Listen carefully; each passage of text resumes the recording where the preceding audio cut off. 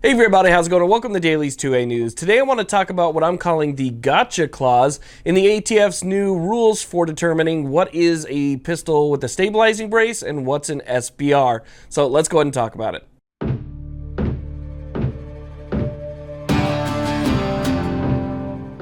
Now, I'm sure you guys have heard about this before, but if you haven't, I'll just give you a brief update and then we'll get to the gotcha clause. So the ATF came out with a letter. It's basically a list of determining factors that they can use to decide whether or not you have a braced pistol or you're in possession of an NFA-regulated SBR. Now, there's 3 different sections, and in each section, there's kind of, a little checkbox, right, that they can check off. Each one of those items in this section is worth a certain amount of points.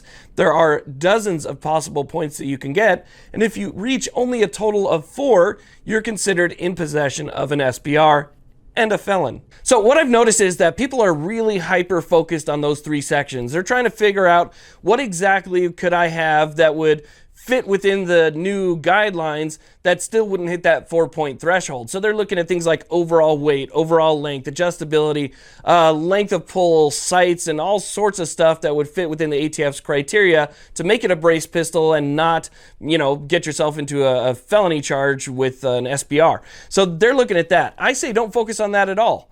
Don't focus on it because it means absolutely nothing, in my opinion. The ATF is being purposefully vague here. They want to ban braces, right? We all know that they just want to straight up ban braces, but they don't want to go through the litigation. They don't want to go through the hassle. They don't want to get tied up in court. So they left themselves an out. And this out basically disqualifies everything that's down below.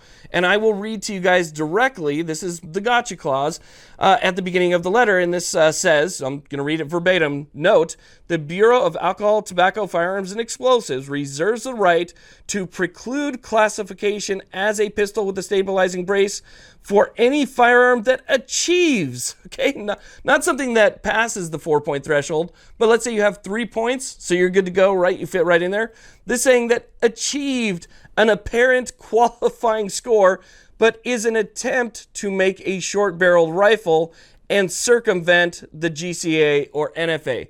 So essentially, what they said at the very beginning of the letter, prior to all of the sections, is if we look at everything that you have here, and we go through our little check boxes, and we determine that maybe there's only 1, or maybe only 2 qualifying criteria. Certainly not 4, but maybe only 2. But the special agent that's there decides that, well, even though it only has 2 of the check marks and you need at least 4 for it to be considered an SBR, we've determined that, just because it's on a whim, right? We've determined that it looks to me that you're trying to get around the NFA and the GCA. So we're going to go ahead and call this an SBR anyway.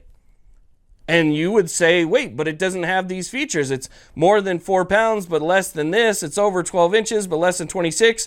It has everything that you said in the letter that would make it a pistol with a brace.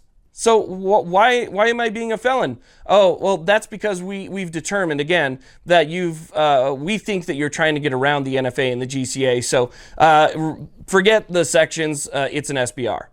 That's pretty much what that says right there. So sections be damned. The ATF could just determine on a whim, on their own, that it's an SBR because they somehow know what your intent was. They can read your mind. That's the ATF for you. They're being purposefully vague. So here's the thing. Braces are in common use for lawful purposes by millions of people all across this country. They are protected under the Second Amendment. This is an infringement of that, and we need to be able to fight back against this. Guaranteed there's going to be lawsuits, and we're going to see stuff that's still going to come up to try and overturn the ATF's rules in determining, how millions of people could be potential felons overnight. I mean, these are good law-abiding citizens that could find themselves with a felony charge. But think about that for a second. What can't felons do? You got it. They can't fill out a 4473. They can't own firearms. You would be prohibited. So how do you make a huge swath of the population that currently owns these things prohibited from owning anything else in the future? You make a rule like this that would turn every single one of them into a felon overnight. Just let that roll through your head a little bit. I want to thank you all very much for watching. I really do appreciate it. Please like, subscribe. Have a great day.